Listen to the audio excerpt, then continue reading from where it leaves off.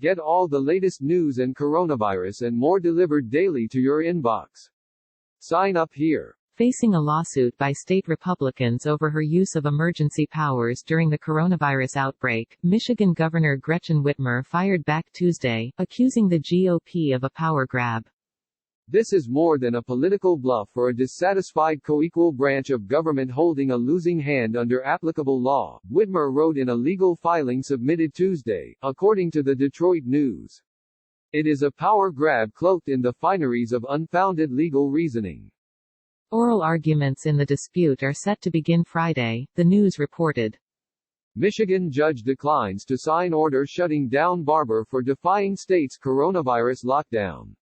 Last week, state Republicans sued Whitmer, a Democrat serving her first term, claiming she overstepped her authority by extending her previous shutdown order in response to the coronavirus.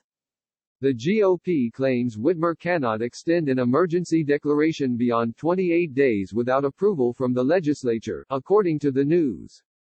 Whitmer's extension was a seizure of lawmaking power from the legislature, in service of a new executive-domineered legal regime, the GOP claims in its lawsuit. In doing so, defendant takes control of matters at the core of the legislature's constitutional mandate.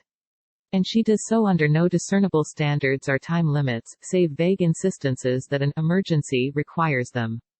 Michigan House Speaker Lee Chatfield, a Republican, has accused Whitmer of trying to lead by decree. In Michigan, our governor has declared she no longer needs the legislature, Chatfield wrote on Twitter last week.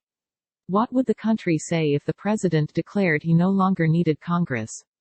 Is there a double standard? You see, even in pandemics, laws still need to be upheld. We should all be working together.